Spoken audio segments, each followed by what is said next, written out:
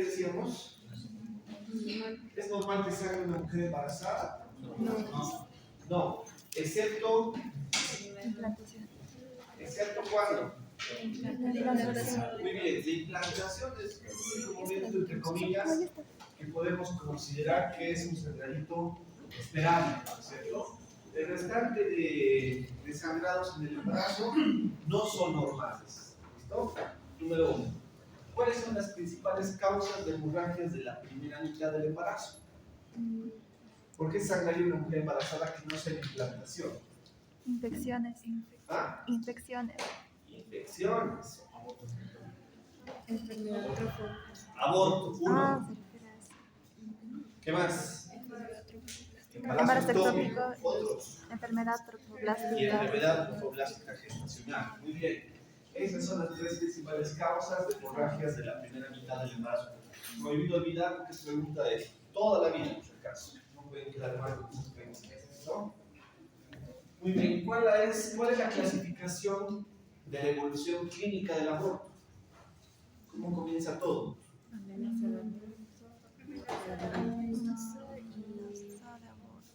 ¿Cómo? ¿Alguien estaba diciendo por acá? Muy bien. 1. Amenaza al aborto. ¿Qué más? Aborto en curso. Aborto en curso. Evaluación. ¿Qué más? Aborto consumado. Aborto consumado. ¿Qué más? Por aquí. Aborto retenido. Aborto séptico. ¿Qué más? Séptico, sí. Aborto. ¿No? Aborto diferido. Muy bien. ¿Cuál es la importancia en relación al aborto en curso de identificar si es uno u otro? Existe una subclasificación, ¿no ves? El aborto en curso. ¿Cuál era? Nada que ver. Inminente y inevitable. ¿Dónde radica la importancia de diferenciar uno de otro? Integridad de las membranas. Integridad de las membranas. Muy bien. En el embarazo, en el aborto en curso inminente, el tratamiento es totalmente distinto al otro. ¿Ve? En el primero, cuando existen membranas conservadas, el plan va a ser tratar de mantener el embarazo. Se puede. ¿Ve? En cambio, el otro, cuando se rompieron las bolsas, no hay nada que hacer. No hay nada que del aborto, el embarazo se perdió. Un fracaso del embarazo. Una falla del embarazo. ¿Listo? Muy bien. En relación al embarazo ectópico, una de las causas para el embarazo ectópico, ¿cuál puede ser? Mencionan algunos factores de riesgo. Sí, embarazo. Puede ser. ¿Qué puede dar una fibrosis en la trompa, por ejemplo? No era antes de decir. Múltiples. Ya, antecedente quirúrgico de ligadura o de un tratamiento quirúrgico de las trompas. ¿Qué más? Legrados es un factor de riesgo. Muy bien. ¿Qué más? ¿Perdón? El uso de dispositivos intrauterinos. ¿Qué más? ¿Alguna ITS está asociada a embarazos ectópicos? ¿Sí o no, para empezar? ¿Sí o no? Sí, con seguridad. ¿Qué ITS pueden tener una relación con el embarazo ectópico? También con la infertilidad.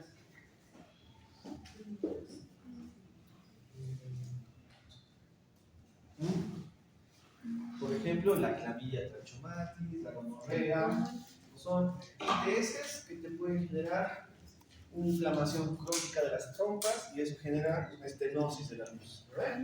Y ser un factor de riesgo para embarazos ectópicos. Muy bien. ¿Cuáles son las indicaciones para el tratamiento con methotrexate en la enfermedad trofoblástica? Precisamente la mora. Era lo que les mandé a estudiar.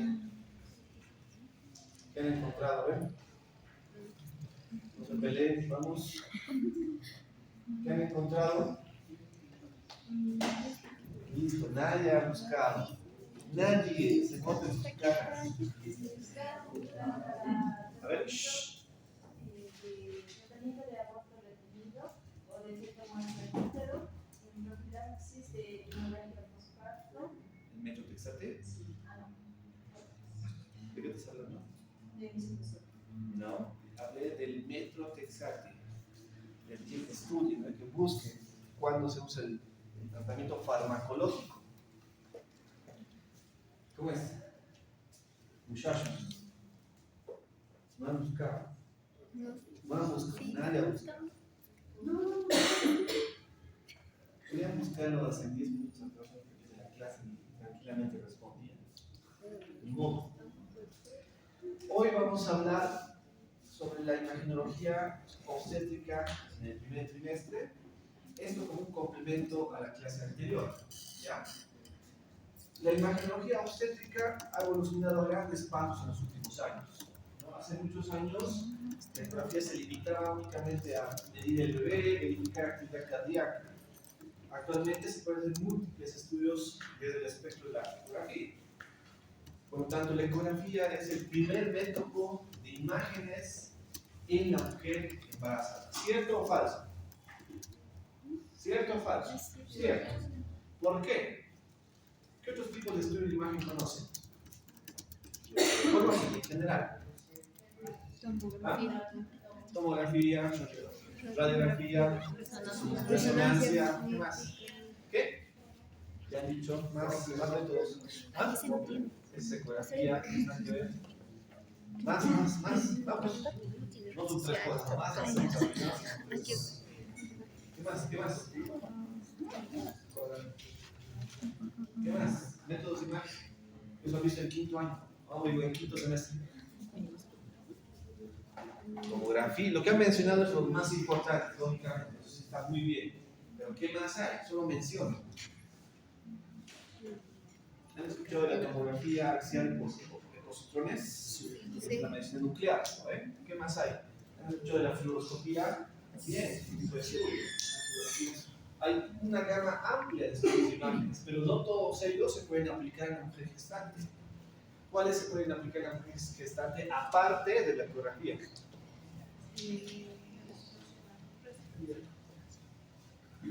¿Cuál?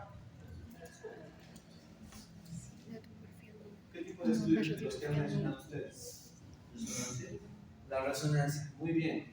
¿Saben cómo se forman las imágenes en resonancia, no? ¿Cómo? ¿Cómo se forman las imágenes? ¿Cuál es la física para formar imágenes? En general, no cosas muy específicas.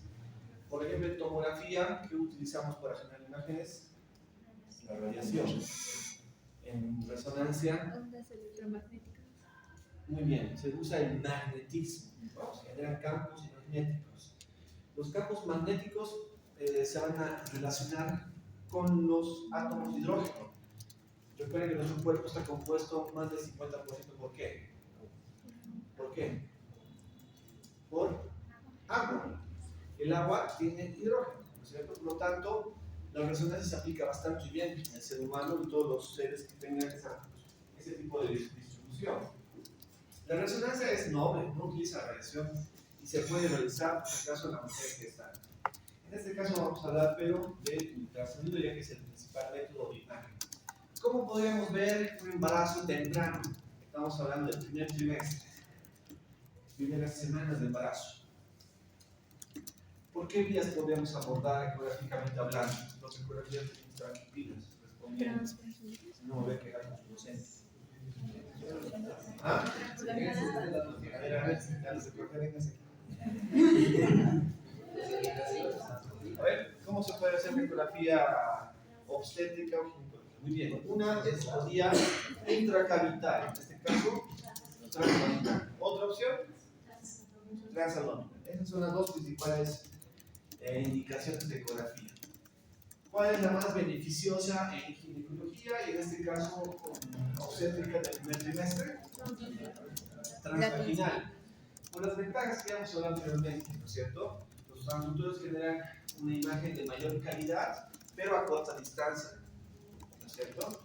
Y por lo tanto, en un embarazo pequeño del primer trimestre es bastante útil la ecografía transvaginal. ¿Cuál es la ventaja de la transvaginal en relación a la transabdominal?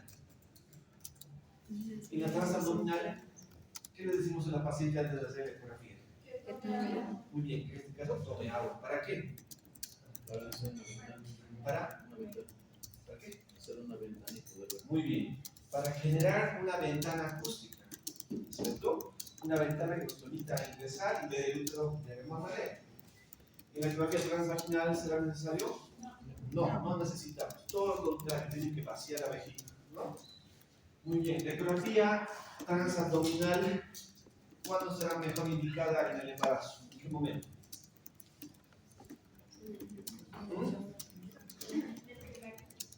Transabdominal.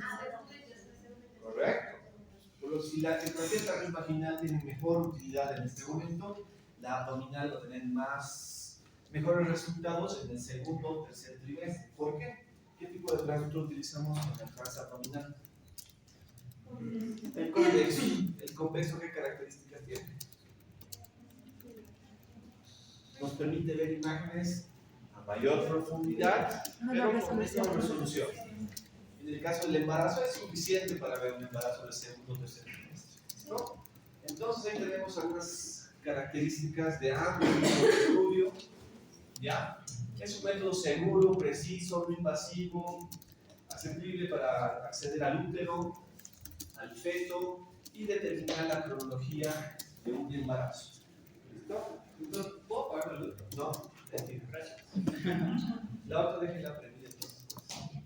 No, se van a dormir.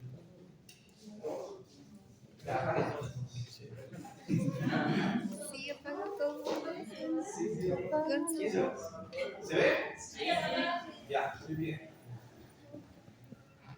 Entonces ahí tenemos algunas características de la ecografía transvaginal y la transabdominal. La primera no necesita preparación de la paciente, necesitamos vejiga vacía. La transabdominal, en cambio, en algunos casos vamos a necesitar una vejiga muy llena, ¿ya? Para que se pueda observar el embarazo. ¿Listo?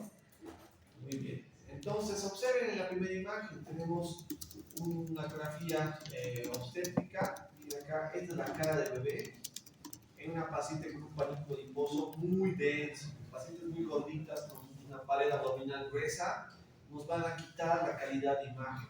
Pero cuando la optimizamos o mandamos a llenar la vejiga, como es este caso, para generar una mejor ventana acústica, la calidad mejora notablemente, ¿no? Los rasgos del bebé se pueden apreciar de mejor manera y eso te permite hacer un diagnóstico mucho mejor.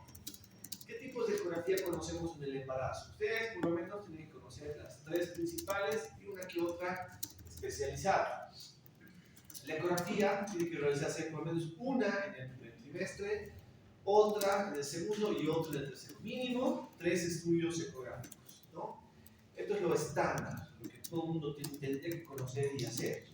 Ahora existen ecografías especializadas. Por ejemplo, está la ecocardiografía fetal o el ecocardiograma fetal. En este estudio lo que se pretende es ver las características del corazón. Recuerden que hay unas enfermedades y síndromes que se acompañan de malformaciones cardíacas. Por ejemplo, ¿qué cromosomopatía es la más frecuente? Síndrome de Edwards. Down. También el Edwards, pero el más frecuente es el Down. El Down, ¿cuáles son sus características fenotípicas? ¿Qué características tiene el Down? A ver, empiecen desde arriba. ¿Qué? ¿Hipertelorismo? Vamos. Sí, ¿no? Vaya mencionando Sí, sí. lo que recuerda. Hipertelorismo. ¿Ah? Hipertelorismo. Hipertelorismo. ¿Qué significa hipertelorismo para tus compañeros que no saben qué es Aumenta en la hipertelorismo? concentración, en la distancia interpupilar. Aumento en cuanto a la distancia de ambos ojos. Ya, los ojos separados, Sí, ¿no? sí. Más distantes uno de otro. Muy bien, hipertelorismo. ¿Otro? Cuello corto. Cuello corto. Excelente. ¿Otro? Implantación baja de las Implantación baja de orejas. ¿Qué más? Otra característica de los Down. Acuérdense de sus extras. mano de simio. ¿Qué? La mano de simio. La mano de simio. ¿Qué más? Muy bien, para dar elevado. ¿Qué más? ¿La lengua grande o chiquita? Macroglosia. ¿Qué más? ¿Cómo es la nariz de los niños con Down? Los con Down. Ah, ¿cómo se ¿Son narizones o son ñatos más bien? Ñatos, no sé si ñatos. Ya, ¿qué más? Cucharas, ¿no? ¿Qué más?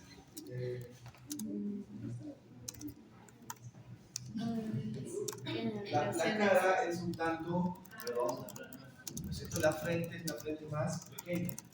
Las extremidades generalmente son un poco más cortas que lo normal. Las manos son pequeñas, con el ciño, ¿no es cierto? Son las características fenotípicas del Down. Entonces, también los niños con Down pueden tener problemas cardiovasculares. De hecho, es muy frecuente que los niños con Down estén asociados a una cardiopatía, ¿ya? Estas cardiopatías se pueden diagnosticar en el vientre materno. Se pueden diagnosticar. Recuerden también que los niños con Down pueden vivir lo mismo que el promedio de gente. ¿O no? No. Algunos llegan a ser muy adultos, la verdad, ¿no es cierto? Pero la mayoría tienen una edad cronológica menor. Más o menos su promedio de vida es 50 a 55 años. Más o menos. Entonces se mueren después de esa edad o alrededor de esa edad. ¿Ya? El perfil biofísico es otro tipo de ecografía. ¿Qué se hace en el perfil biofísico? Se miden una serie de parámetros en relación al bebé, como por ejemplo la actividad cardíaca, la cantidad de líquido amniótico, los movimientos fetales, el tono, los movimientos respiratorios, y estos cada uno va a tener una puntuación. Esta ecografía se utiliza sobre todo en niños o en embarazo de tercer trimestre, porque una puntuación baja nos puede indicar que este bebé está empezando a sufrir algún tipo de distrés, hipoxia, por ejemplo, que esté limitando a ciertas características del bebé en este momento, ¿no? Luego tenemos el Doppler fetal. ¿Qué es Doppler? Los de ecografía que saben son rapidísimos. ¿Qué es Doppler? ¿Para qué sirve el Doppler? Flujo sanguíneo.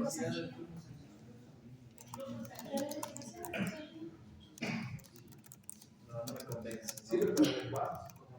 No, El flujo, es igual al flujo, el movimiento. no se llamaría Doppler, sería, no sé. Cosa.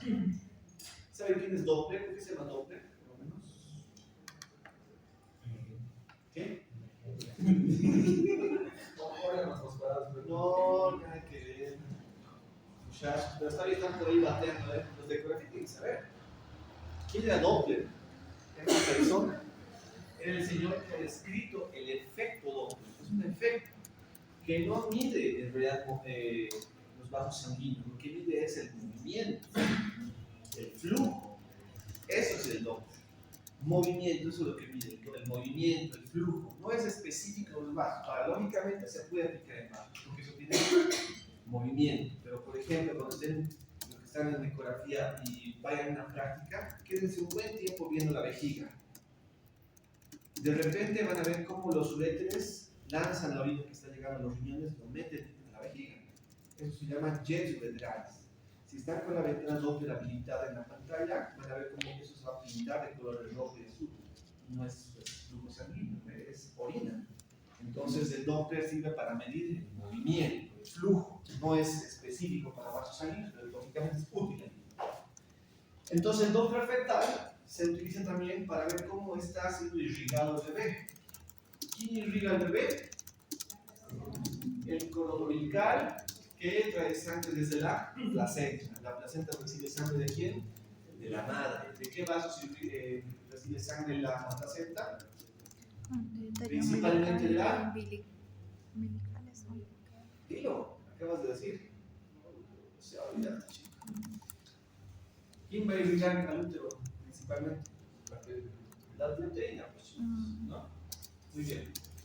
Entonces, ¿qué vasos sanguíneos evaluamos? Hay una arteria en la cabeza que es sumamente importante, se llama arteria cerebral media, la cual forma parte de un polígono. ¿Cómo se llama ese polígono? Polígono de Willis. Polígono de Willis, ¿cierto? Es importante valorar esta arteria porque ¿qué órgano diana es uno de los más importantes en el cuerpo humano? El cerebro. Sin la función cerebral, muchos órganos pueden empezar a fallar, ¿cierto? Entonces, medir el flujo de esta arteria nos indica cómo está el bebé en relación a la perfusión, ¿ya? Luego existe el ultrasonido cromosómico. Cromosómico. Ese estudio tiene que realizarse entre la semana 11 y semana 14. ¿Qué pasa? ¿Está cerrado? Pase, señor. Muy bien, entonces la ecografía cromosómica se debe realizar sí o sí entre la semana 11 y la semana 13.6. Después de las 14 en adelante ya no es útil. Si decimos cromosómica, ¿qué estará buscando esta ecografía?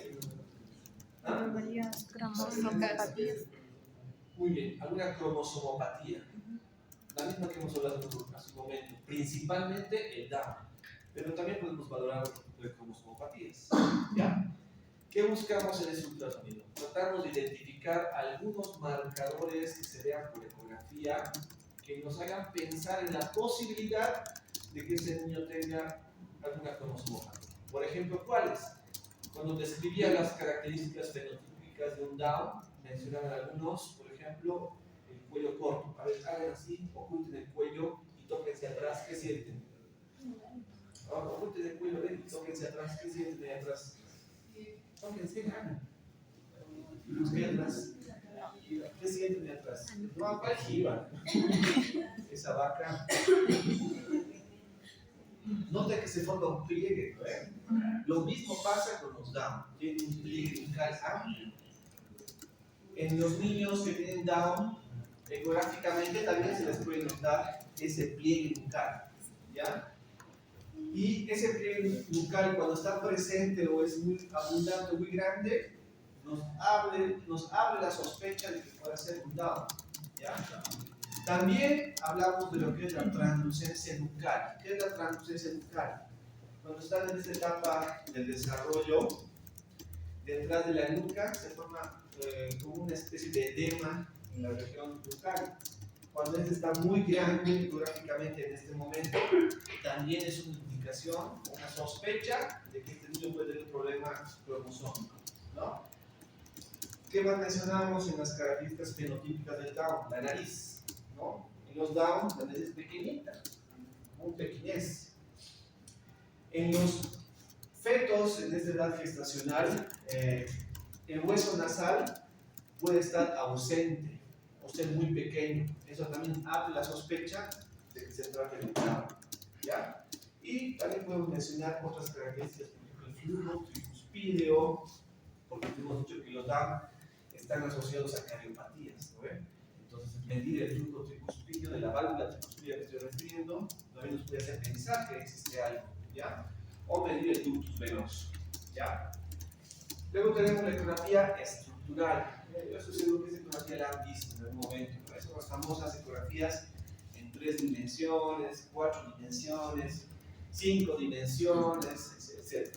Esas ecografías lo que pretenden es buscar de pies a cabeza, ver cómo se encuentra la cabeza, el cuello, el tórax, el abdomen, las extremidades genitales, la cara, etc.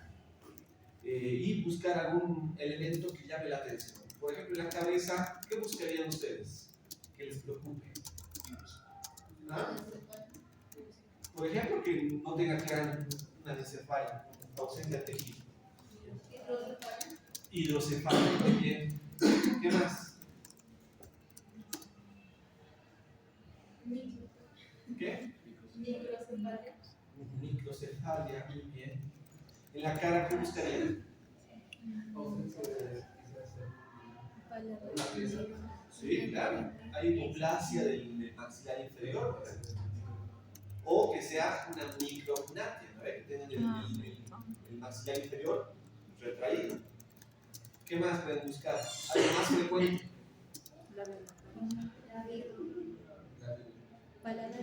Los de pediatría, ¿cómo es? Labio lenfoide o paladar hendido. Pueden buscar estos marcadores. Y como la ecografía 3D, 4D es bastante factible en este momento del embarazo, se puede reconstruir fácilmente la cara y buscar esos elementos. ¿Listo? Inclusive también pueden buscar una implantación baja de oreja, la forma de las orejas también un poco más, ¿cómo se dice? Más arrinconaditas las orejas, ¿no es cierto? algunos marcadores. En el cuello, que tenga la longitud del cuello. ¿Qué más? En extremidades, ¿qué podemos buscar? Primeramente, que tenga las 4 extremidades. Tiene que tener las 4 extremidades, ¿no ven? Cada extremidad con 5 dedos, ¿no es cierto? ¿Cómo se llama cuando alguien tiene un dedo de más? Cuando tiene fusionados los dedos así como una tortuga ninja. ¿Cómo se llama? Si esto era polidactilia, esto será sindactilia. Bueno, entonces son algunas cosas grandes que se pueden observar mediante la ecografía. En tórax podemos ver además el corazón, la distribución de los campos pulmonares, ¿no es cierto? Podemos ver hernias diafragmáticas. ¿Qué es una hernia diafragmática? Cuando en el diafragma existe un defecto que todo el contenido intestinal sube y puede estar ocupando el tórax. Esto se puede ver por ecografía. En abdomen, ¿qué les llamaría la atención? ¿Qué buscarían? Abdomen. El pectus excavatum, el tórax en quilla, sí se podría ver, pero no va a ser un hallazgo ecográfico de rutina. Es muy complicado. ¿Cómo se llama? En abdomen, ¿qué verían? Falocelia, ¿cómo se llama? El abdomen. Ah, Sí, a ver. Así me habla la señora. Onfalocele, interesante. ¿Qué es la hernia fisiológica? ¿Cuál es la diferencia con el onfalocele? ¿O es lo mismo? ¿Cuál es la diferencia entre la hernia fisiológica y el onfalocele?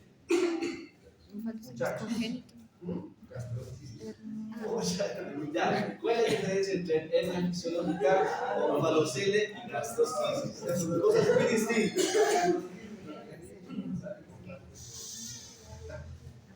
¿Cuál es la diferencia, muchachos, entre hernia fisiológica y onfalocele y gastrosquisis? La hernia fisiológica, como su nombre lo dice, es un proceso fisiológico. Recuerden en embriología, les han de explicar que el intestino primitivo era un tubo inicialmente, ¿no? Y comienza a dilatarse y comienza a acumularse en la cavidad abdominal. Pero este crecimiento del intestino no es ordenado. Y para tal efecto, entre la semana 7 a la 9 aproximadamente, tiene que salir del abdomen, rotar, acomodarse y retornar al abdomen y tener la disposición final. Eso es lo que sucede de manera normal, ¿no ves? Entonces, esa hernia fisiológica sucede entre la semana 7 y la 9. Excepcionalmente puede llegar hasta la semana 11, 12. Y es el momento en que se puede confundir, por ejemplo, una hernia fisiológica con un onfalocele. Ahora, onfalocele y gastrosquisis no es lo mismo. ¿O sí? No. Están dudando. El onfalocele, como su nombre lo dice, es una hernia del ombligo, donde va a estar el contenido intestinal expuesto hacia afuera, pero protegido por los elementos de la parte abdominal, por su peritoneo. Por lo tanto, son funcionales todas esas estructuras. ¿Qué pasa con la gastrosquisis? ¿Qué es la gastrosquisis? La gastrosquisis es un defecto también de la pared, pero en este caso el contenido intestinal, el contenido de la cavidad abdominal se expone afuera y no está protegido por nada. Por lo tanto, muchas veces el contenido intestinal se erosiona y se pierde en algunos casos la función de los intestinos. Pasa algo muy similar con el tejido cerebral, que es el tema de la anencefalia. La anencefalia es una consecuencia del defecto también, de la ausencia del cráneo y de los elementos que la protegen. ¿Ya? Muy bien. Entonces, estas ecografías indican en determinados momentos del embarazo y tienen ciertos objetivos. ¿Listo? Muy bien. Una parte nos ayuda a sospechar de que un embarazo puede ir mal, y son los hallazgos ecográficos. Pero eso no es todo. Esto se puede complementar con estudios laboratoriales, marcadores bioquímicos. Hace un momento hemos hablado de marcadores ecográficos.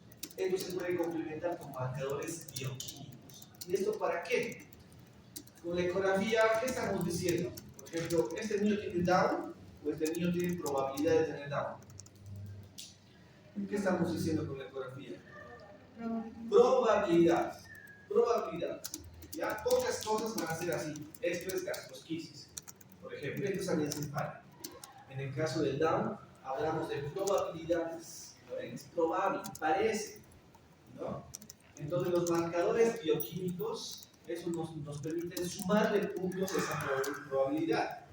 Si sospechamos en una ecografía que el niño tiene probabilidad de tener un Down, hacemos los marcadores bioquímicos. Si esos también están elevados, nos amplían la probabilidad de que este niño tenga Down. Parece que sí. Aún así, no estamos al 100% asegurando. ¿Ya? Esto simplemente es mención para ustedes. No es que eso no hay como pregunta de examen. Simplemente para que. Muy bien. Sigamos hablando. ¿Cuándo indicamos una ecografía del primer trimestre? Ahí están los 6 puntos importantes. Primeramente dice confirmación del embarazo intrauterino. O sea, si tú le mandas a hacer una ecografía a alguien en el primer trimestre, lo primerito que tiene que decirte es si ese embarazo está dentro del útero. Esto va juntamente con el 4, que es embarazo ectópico. Porque tenemos que descartar justamente esa probabilidad de que se trate de un embarazo ectópico. ¿Ven ustedes que hemos visto la semana pasada? El embarazo ectópico es algo así, lo podemos tomar a la ligera como un resfrío. No. ¿Qué puede pasar con una paciente con embarazo ectópico? Puede entrar Puede romperse el embarazo ectópico, sangrar, ¿es lo que va a generar? Hipovolémico. Un hemoperitoneo, que es un abdomen agudo ginecológico para operarlo y ya no más. O en el peor de los casos, shock, paro cardíaco y muerte. Bueno, entonces no podemos alejarnos de estos diagnósticos. Tenemos que primerito diagnosticar si el embarazo está donde tiene que estar. Lo segundo, ¿podemos estimar la edad gestacional de la ecografía? Sí. De hecho, cuando existen dudas en la fecha de última regla, la fecha de última menstruación es un elemento que también te sirve para saber cuántas semanas tiene el embarazo, ¿no es cierto? ¿Qué día utilizamos para calcular la edad gestacional? ¿El primer día o el último día de la regla? ¿Ah? Por ejemplo, si ustedes tienen que indagar antecedentes y le preguntan, señora, ¿se fecha de última menstruación? La señora no te va a entender. Habrá que te respondo, va a decir, he menstruado del 4 al 5 de marzo, o perdón, del 4 al 8 de marzo. ¿Cuál es la fecha de última menstruación? Es el primer día de la regla. Primer día, si preguntan el FUM, la gente no te va a entender a veces, tienes que explicar. El primer día de la última regla. Que te pueden entender como justamente los compañeros decían, ¿no? El último día. Y eso les va a generar un intervalo que es margen de error para calcular. ¿Ya? Entonces, si tenemos una fecha de última menstruación dudoso, podemos utilizar la ecografía. De hecho, en el primer trimestre, si tenemos una ecografía del primer trimestre, es un excelente marcador para pronosticarte cuándo van a hacer la aborto. Es el mejor indicador. ¿Ya? También podemos identificar causas de hemorragia en el primer trimestre. ¿No? Embarazos ectópicos, molas o embarazo múltiple. ¿Listo? En algunos casos tenemos que considerar hacer una biopsia de vellosidades coriales. La biopsia de vellosidades coriales lo que busca es tomar tejido, células de este embarazo y analizarlo. Estas células se mandan a estudiar y aquí podemos sí confirmar que es un Down, un Turner, un Klinefelter, no sé, un Patau, otro síndrome, Edwards. Podemos confirmar, ya que en esta muestra estamos tomando células, lo vamos a llevar a un estudio genético, lo van a desglosar los cromosomas de este nuevo ser y ahí sí nos van a confirmar. En otros países, todo esto está sumamente estandarizado, ¿no? Se realiza. Cuando hay sospechas, pasan directamente a biopsia. Y qué pasa si encuentran un síndrome que sea incompatible con la vida? ¿Qué le plantean a la paciente? Porque pueden plantear, señora, me sugiero interrumpir porque su niño tiene un síndrome de Turner, por ejemplo, que no son incompatibles con la vida, pueden sobrevivir, pero en algunos países le dan opción a que aborte en sus casos. ¿No? Hay países que están legalizando el aborto porque tienen un sistema de tamizaje sumamente avanzado, ¿no? Bien protocolizado y se cumple el tamizaje. En nuestro país, los niños nacen con Down y ahí te tienes que decir Down, ¿no? Porque tenía una anomalía, una gastrosquisis, están naciendo, oye, ¿esto qué es? No, 2 cabellos. Entonces, nuestro sistema de tamizaje todavía tiene mucha deficiencia. ¿Ya? Continuemos. Muy bien. Existen marcadores ecográficos denominados del primer trimestre que sí o sí tenemos que buscar. Y ustedes tienen que conocer esto porque son cosas muy generales.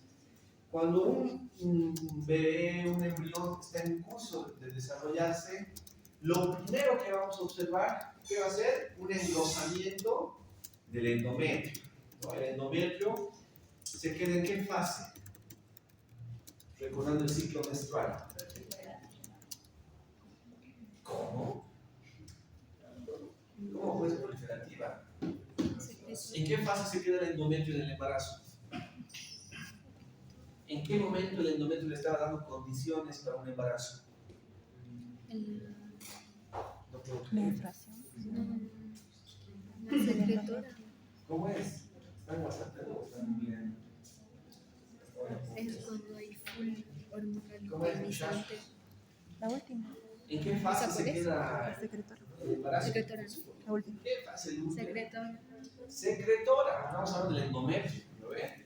Recuerden que primero la fase menstrual, luego estaba la fase proliferativa, ovulaba, entramos a la fase secretora, donde el endometrio estaba con las condiciones para un embarazo, ahí se quedó. En este caso, este va a ser el primer hallazgo. El endometrio va a estar sumamente grueso, porque está muy vascularizado, hay muchas glándulas, todos los elementos nutricionales están en condiciones para que prolifere el embarazo. Entonces, lo primero que vamos a ver va a ser un engrosamiento del endometrio. A los pocos días de la implantación comienza a aparecer una pequeña burbuja en el espesor del endometrio. ¿Qué será eso? El saco gestacional. ¿Listo? Muy bien. Un día más tarde aparece este elemento que se denomina vesícula o saco vitelino, que generalmente se lo ve como un anillo dentro del otro anillo más grande. Este saco vitelino tiene que medir menos de 6 milímetros, por si acaso. Menos de 6 milímetros. Una vesícula de más de 6 milímetros nos abre la posibilidad de que este embarazo tenga algún problema.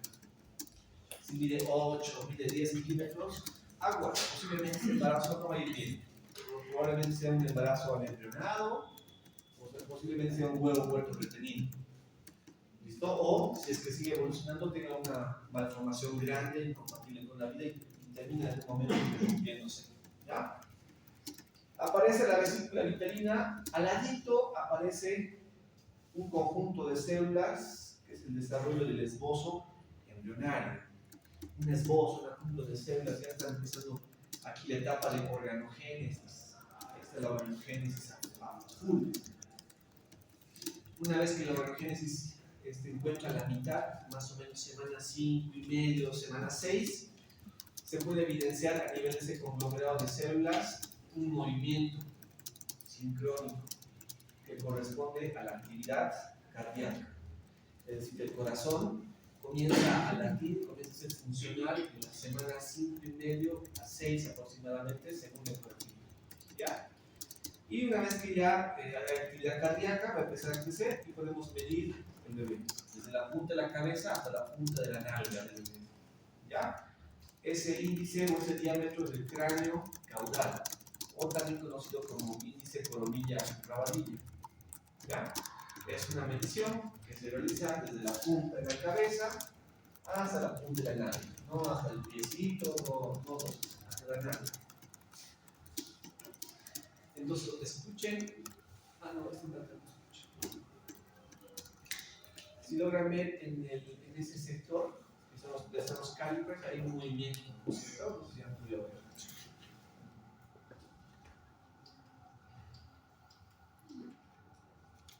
Eso que ven moviéndose es el corazón, ¿no? Debe tener más o menos 5 semanas y media, 6 semanas, no sé. ¿Lo ven?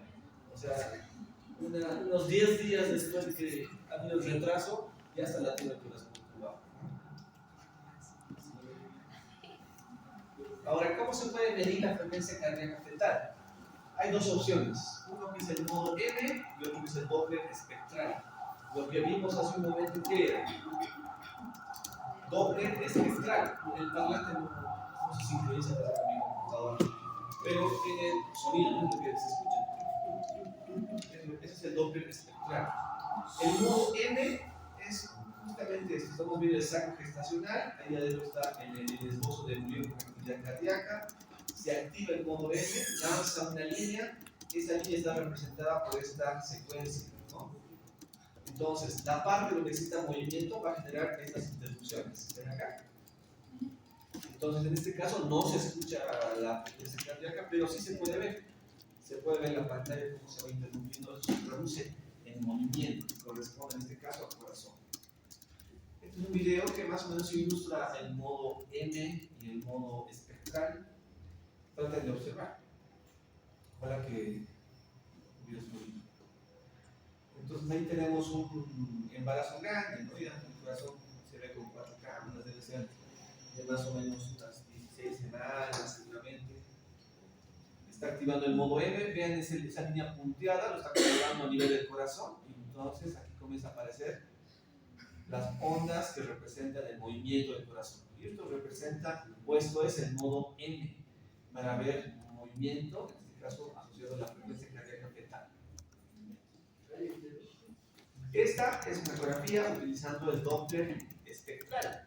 Ahí tenemos un embarazo de aproximadamente 12 semanas, ¿no? Donde se ve claramente dónde está la cabeza, ¿no? Desde la cabecita, el cuello, el tórax, están sus clavículas, el corazón, pulmón, intestinos, pierna, mano, ¿cierto?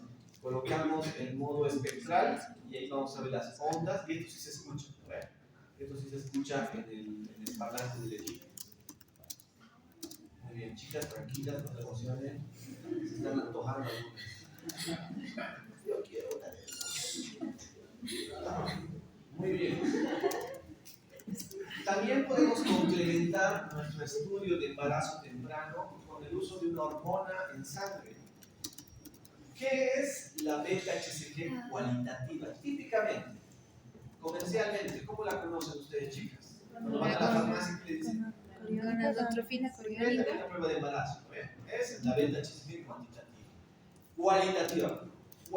O sea, ¿qué nos dice la beta-HCG cualitativa? Que en esa prueba está detectándose esta hormona, que es la hormona del embarazo. ¿Ya? Entonces, usamos la fracción beta y no la alfa, porque la alfa es muy similar a las hormonas pancreáticas. Entonces, si tratáramos de buscar la alfa HCG, se podría confundir con hormonas pancreáticas, nos puede dar positivos. En cambio, la beta es específica para el embarazo. Si hay cualitativa, significa que hay también, ¿qué cosa? Cuantitativa. Cuantitativa, es decir, que se puede contar. Y esa es la que a nosotros nos sirve en este caso. ¿Qué sucede con esta hormona beta-HCG? Significa que más o menos a partir de la cuarta semana, tercera, cuarta semana, esta hormona comienza a incrementarse a un ritmo sumamente acelerado. Más o menos hablamos de que, por ejemplo, si aquí tenemos en la semana 4 un valor de 100, en 24 horas o en 48 ese valor va a duplicarse. O sea, la siguiente control va a ser 200, el siguiente 400, el siguiente 800, el siguiente 1600, y así. Por eso se ve este pico elevadísimo, ¿no es cierto? Hasta la semana 12, que es el pico máximo de duplicación de esta hormona. Después comienza a haber un decalaje de esta hormona hasta ir disminuyendo poco a poco, ¿no? ¿Para qué me sirve esta hormona? ¿Cuándo la usarían ustedes? A ver, aplicamos conocimientos de la semana pasada, aplicándolos los de ahora. ¿Cuándo pedirían esta beta HCG cuantitativa? Usen la lógica, ¿eh? ¿En qué circunstancias ustedes digan, voy a pedirle una beta HCG hoy día y otra mañana pasada? Cuando sospechen en qué. ¿En qué? ¿En un embarazo qué? ¿Ectópico? No. Bueno, en realidad también se puede usar en ectópico, pero depende del contexto. Si, por ejemplo, le hago la ecografía ginecológica y mi ecografista es un chakra, ¿no? Solo ve útero. Doctor, no hay nada, tranquilo, no pasa nada, ya lo ha abortado. Ya. Pero a veces le pediré por si acaso una beta HCG cuantitativa. Y hoy te sale 100, digamos, ¿no? A veces me vas a repetir en 48 horas. En 48 horas tiene 200. O sea, esa hormona está subiendo. Y le vuelves a hacer ecografía con el mismo amigo. No, doctor, el útero vacío sigue. ¿En qué empiezan a pensar? Que hay un embarazo que se está desarrollando, pero en otro sitio. Y hay que buscar dónde está ese embarazo. Hay que buscar. La beta HCG, por ejemplo, en ese contexto de embarazo ectópico, sirve. ¿Cuándo también sirve? Cuando, por ejemplo, encontramos un embarazo que parece que no está yendo bien, ¿no? O tenemos, por ejemplo, sospechamos, o sea, ustedes están en un centro de salud solitos ¿qué se llama? En Ancoray, que es un pueblo que está lejos de acá. Y tienen su ecógrafo. Y ustedes se acuerdan de esta clase, el doctor me enseñaba. Y buscan, ¿no? Y encuentran saco gestacional, ves vesícula uterina, ves un embrión también, pero lo que no ves es actividad cardíaca. ¿Tú qué haces? Le dices, no, señor, es un aborto diferido, o no lo es, se vas a entrar en una duda, ¿no es cierto? En ese caso también puedes pedir una beta HCG cuantitativa. En los embarazos, los abortos diferidos que se han detenido, una vez que se detiene el embarazo, la beta HCG también disminuye bruscamente. Por lo tanto, si le pides una beta ese día, en 24 48 le repites, vas a ver que esa hormona está bajando. De esa manera tú estás segurísimo que ese embarazo no va a ir, ¿no? Y con más criterio le mandas al ginecólogo, al hospital de referencia, o si tienes condiciones, tú haces el procedimiento de evacuación. Entonces la beta HCG es un elemento que sí es muy útil si es que está a disposición, ¿ya? Además, como es cuantitativa, te va a dar un valor numérico, ¿no? Ese valor numérico se puede asemejar a qué edad gestacional más o menos corresponde. Entonces también sirve para calcular la edad gestacional, pero no es lo más importante. Muy bien, aquí tenemos un resumen de los marcadores de primer trimestre que hemos hablado. Lo primero que vamos a apreciar entonces es el engrosamiento del endometrio. Observen que va a ser mucho más fácil y más rápido observarlo con una ecografía por vía transvaginal. Difiere más o menos una media semana a una semana.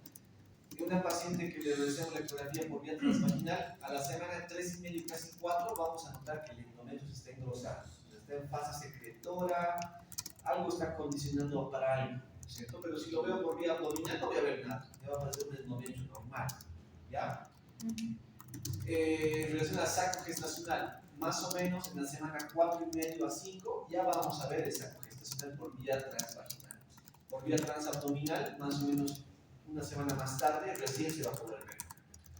Luego aparece, dijimos, la vesícula uterina, que aparece al finales de la semana 5 y medio y la 5, en ese periodo. Y por vía abdominal, recién vamos a ver la vesícula por vía o a las 6 semanas. El embrión se hace visible más o menos a la semana 5 a 6 y por vía abdominal en la semana 6 y medio a 7. Y la actividad cardíaca la podemos ver por vía transvaginal entre las semanas 5 y medio a 6. En cambio, por vía transabdominal podemos verlo recién en la semana 7 a 8. Es decir, parece poca la diferencia, ¿no? Pero esos pocos días pueden marcar también una oportunidad para hacer un diagnóstico adecuado, ¿ya? Muy bien. Entonces, estos son los marcadores que ya hemos mencionado y todo tiene su correlación con la hormona beta HCG cuantitativa. Muy bien. Entonces, acá van a observar una ecografía de las 6 semanas de embarazo y van a ir viendo qué va observando el ecografista. Vamos.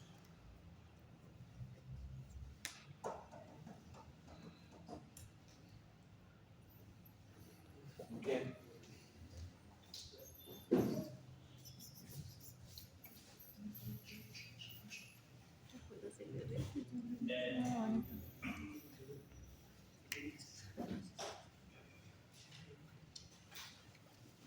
Bien. Los de ecografía me van a ir diciendo, a ver que están bien. ¿Dónde está localizado ese embarazo? ¿Intrauterino o extrauterino? Intrauterino. ¿Es un embarazo múltiple o único? ¿Ah? Único aparentemente, ¿cierto? Según las cosas que hemos mencionado, según los marcadores, ¿en qué semana creen que está? Simplemente observando los detalles. Hay engrosamiento endometrial, hay saco gestacional, ahí está la vesícula vitelina, al ladito hay un conjunto de células que parece el esbozo de embrión, y vamos a ver, y hay algo que se está moviendo, o sea, está optimizando la imagen, hay algo que está latiendo, está ahí vibrando, ¿no? ¿A qué se van a corresponder? A más o menos. 7 o 8.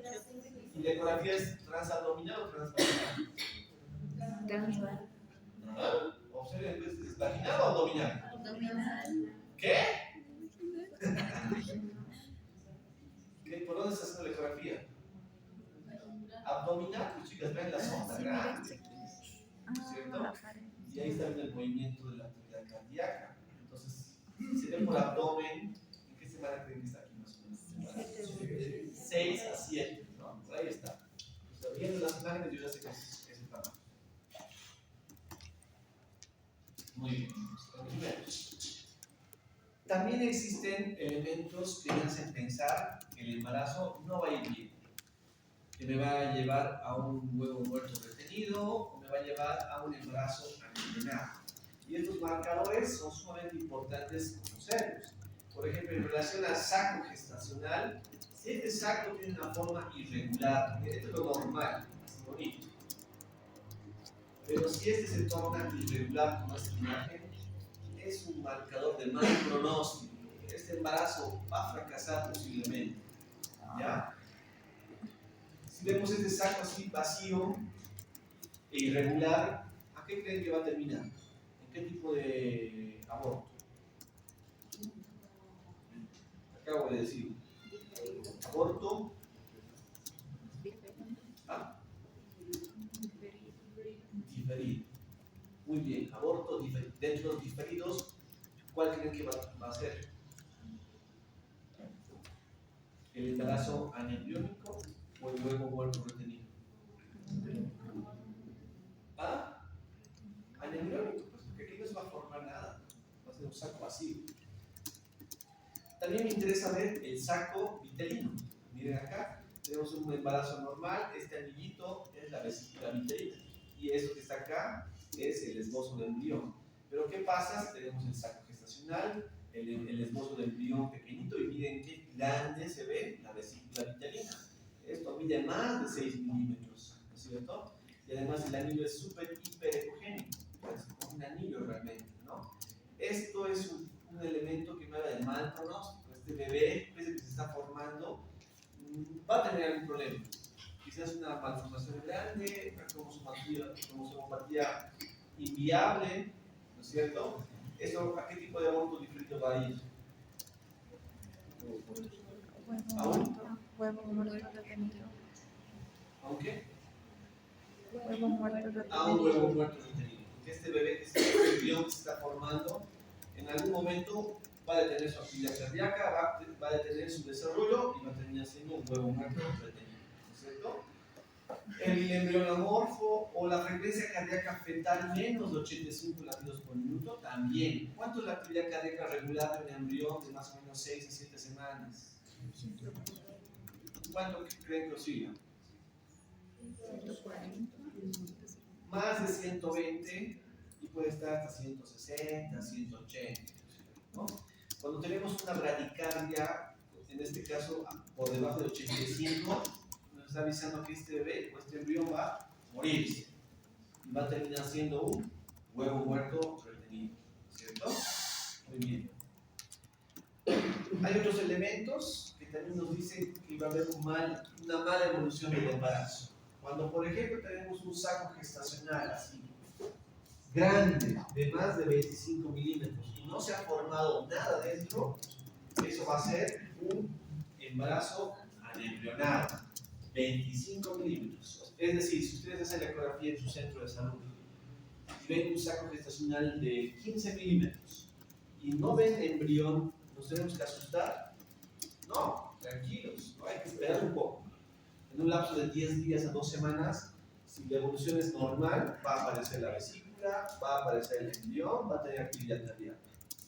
Entonces, no nos tenemos que asustar, pero si mide más de 25 milímetros y no apareció nada, ahí sí, este es un embarazo que va a fallar, puede ser un embarazo frustrado.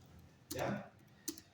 Si tenemos un embrión de más de 7 milímetros sin actividad cardíaca, ¿no es cierto? En este caso también sospechamos de que ese bebé no va a ir a ningún lado.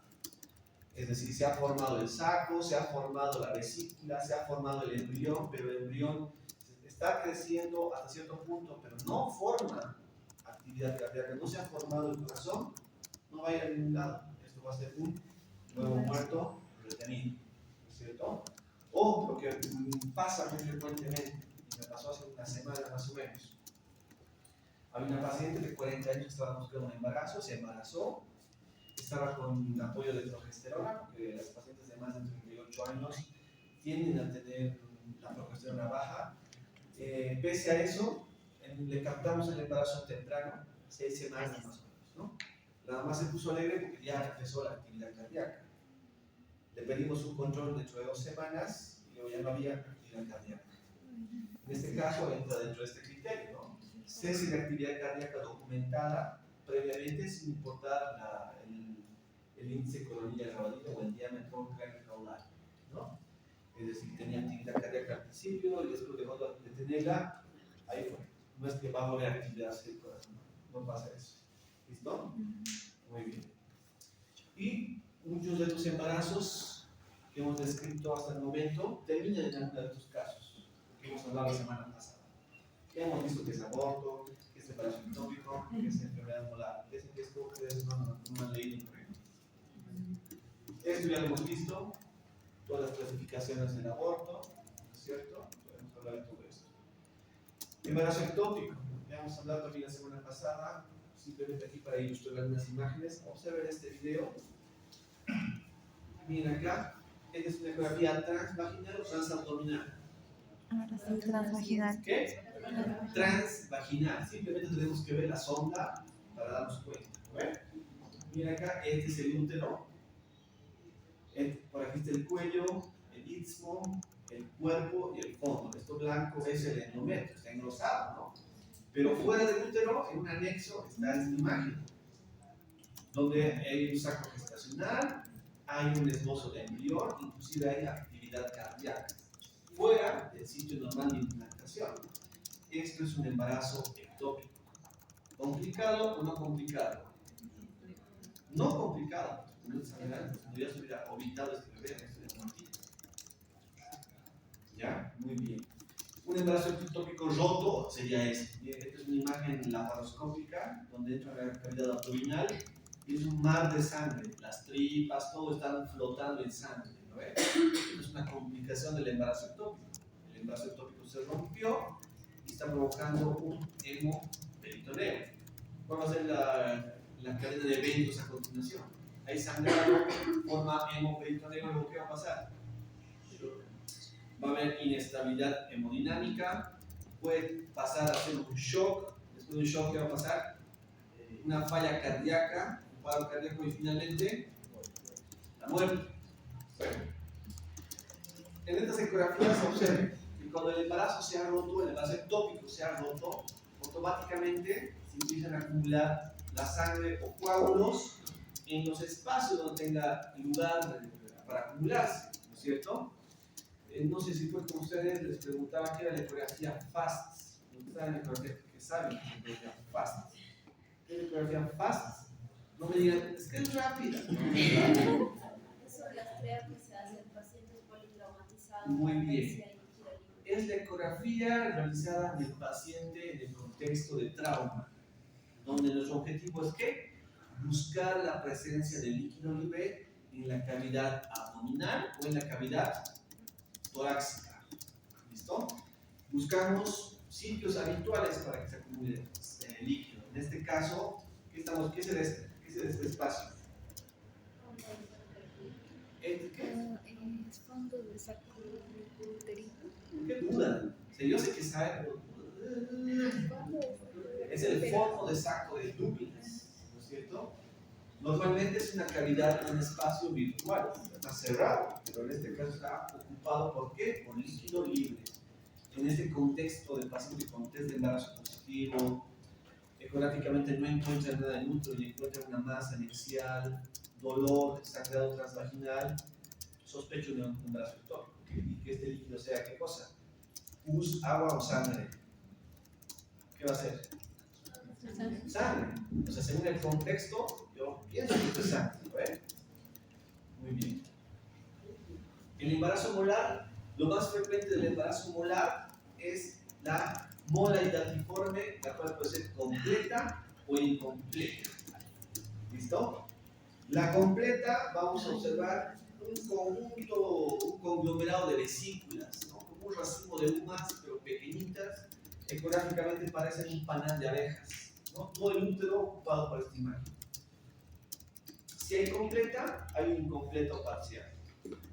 La parcial, que va a haber tejido también de esas mismas características, pero acompañado de un embarazo. Este embarazo puede tener actividad cardíaca, pero la mayoría de estos embarazos terminan en abortos con sangrados importantes. ¿No? Y una de las cosas importantes de la ecografía es diagnosticar un embarazo múltiple. ¿Qué tipo de embarazo múltiple será más frecuente? ¿El monocigótico o el disigótico? El disigótico, ¿no es cierto? ¿Cómo se forma, cómo evoluciona un embarazo disigótico? ¿Cómo es la evolución? ¿Qué pasa? ¿Cómo sucede ese acontecimiento? Explique, a ver, ¿alguien puede explicar? Si les preguntan, doctor, ¿qué embarazo es más frecuente? ¿Por qué es así? Hay gente me preguntó. ¿Cómo explicarías un embarazo disigótico? ¿Y por qué es más frecuente?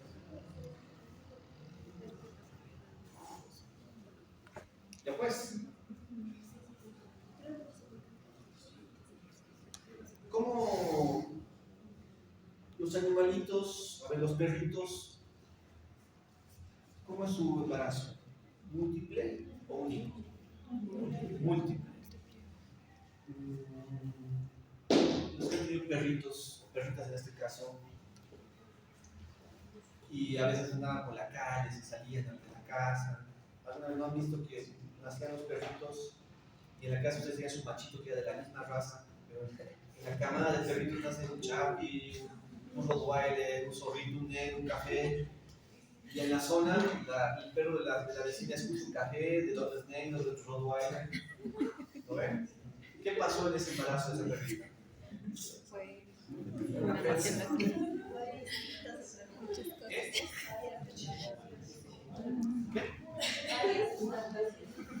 Varias implantaciones, sí, vas por ahí, tibio. ¿Qué pasa? fecundaciones. Varias fecundaciones. O sea, ¿qué pasó? Más de un espermatozoide. No, eso sería una moda. ¿No ve? ¿Qué pasó? Estás por ahí, pero organiza tus ideas. La hembra en este caso aporta varios ovocitos. Varios. No solamente uno como el ser humano. En el animal, varios. ¿Listo? Por lo tanto, un espermatozoide distinto puede llegar a embarazar o fecundar ovocitos distintos. Estos se van a implantar, van a empezar a desarrollarse. Bueno, eso va a pasar. En el ser humano sucede algo parecido, pero el embarazo múltiple, la mayoría se limita a 2. Creo que ha habido un caso en la India, un embarazo múltiple de 8, ¿no? De 8 creo que en la India. Una panza gigante. Nacieron creo que de 26 semanas, la mayoría, si no me equivoco, porque lógicamente con tantos bebés adentro, imposible que lleguen 40 semanas. El embarazo múltiple es una causa de parto pretérmino, ¿eh? Y más si son 8. Imagínate. Imagínate, o termina en abortos muchas veces. En el tema de, de fertilidad asistida, puede pasar eso. Porque muchas veces si le pregunta a la señora cuántos ovocitos fecundados quiere, toditos están fecundados. Seguro, son 5, se meta los 5.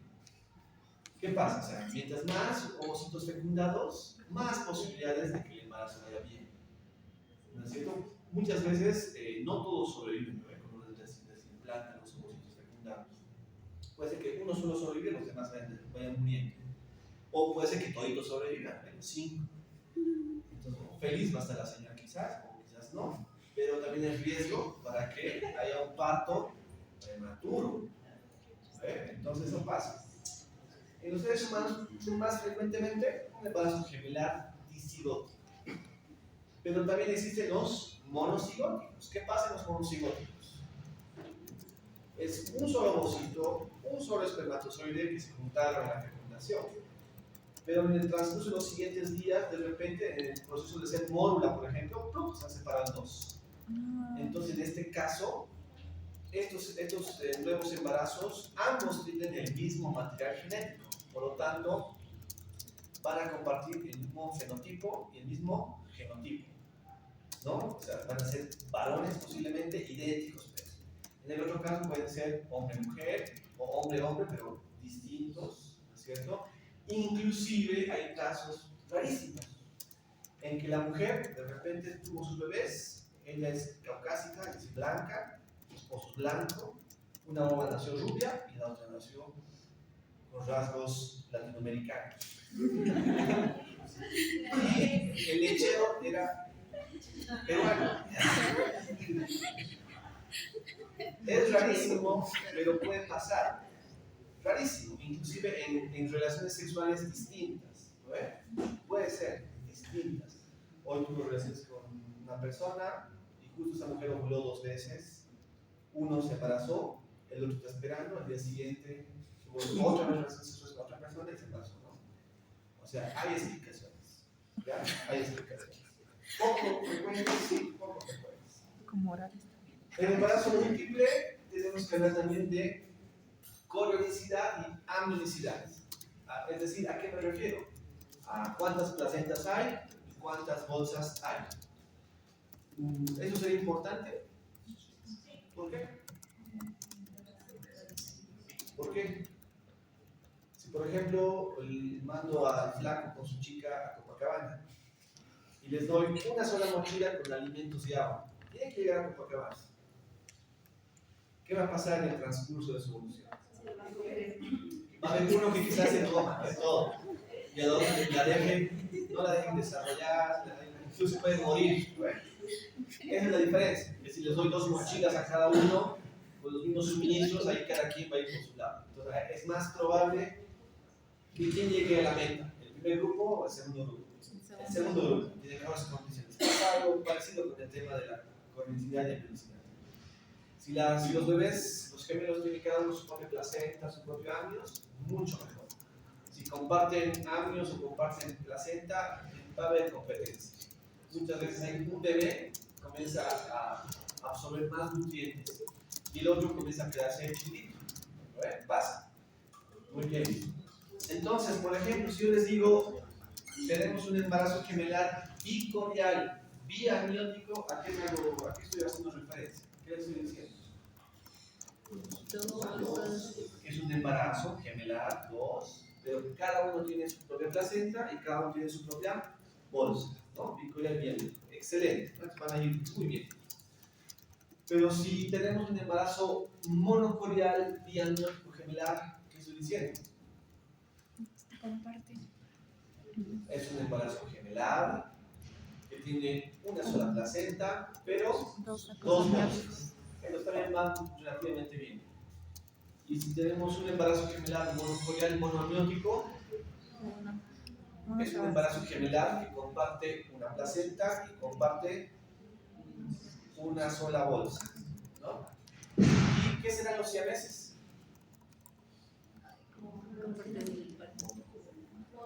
Son embarazos generalmente monocoriales, monoamnióticos, ¿y qué más? siameses. Ya pues, en biología 2, pediatría. ¿Cómo es? ¿Qué es el siamés? ¿Ven?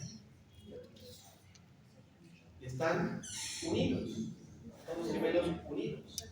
Según el sitio de unión, tiene una denominación. Si están unidos por la cabeza, cabeza con cabeza, ¿cómo se llama? Cráneo pagos. ¿No es cierto? Si están unidos por el tórax, tóraco pagos. ¿No es cierto? Y así adquieren sus denominaciones. Ahora, todo lo que les acabo de decir, ¿de qué depende, chicos? Si se dan cuenta, yo estoy hablando en una secuencia, ¿eh? 2 placentas, 2 bolsas, una placenta, 2 bolsas, una placenta, una bolsa, siameses. ¿De qué dependía todo eso? Del tiempo, pues chicos, del tiempo. ¿En qué momento ha sucedido la separación? De eso depende. Mientras más pronto se han separado para ser gemelos, mucho mejor, porque así cada uno va a desarrollar su propia placenta. Mientras más tarde, peor. Va a tener una sola placenta, una sola bolsa, o lo peor, van a ser siameses. ¿Lo ven? Recién nomás ayer, el domingo, justamente, no sé si en Inglaterra, creo, unas mujeres siamesas se casaron con un señor, ¿right? ¿Qué les parece? Entre paréntesis. Interesante, ¿no? Un trío todas las noches. A lo que yo entendí en esa publicación, el señor se casó con una de ellas. Dice No una, pero no sé. separada, placenta separada, placenta fusionada. Bueno, eso pasa entonces con el tema de los siameses, ¿ya? Inclusive en la historia se han descrito muchos siameses que han sido utilizados como elementos de distracción en circos. ¿Lo ves? Inclusive existe en la historia del tema de los siameses, unos siameses de origen asiático que vivían en Estados Unidos, que justamente trabajaban en un circo. ¿Qué pasó?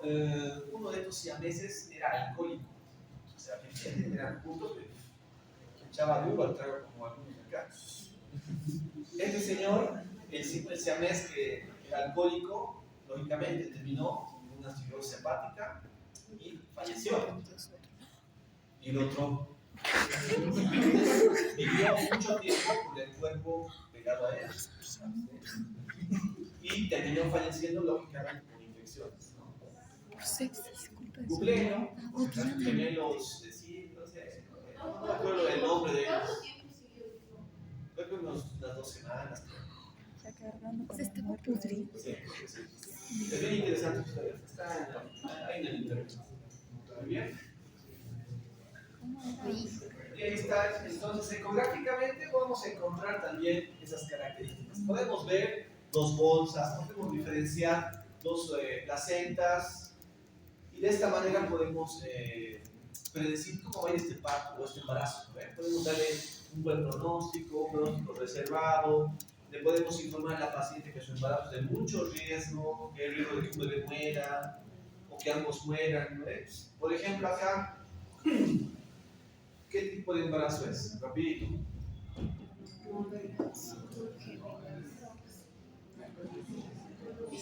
Vamos, rápido.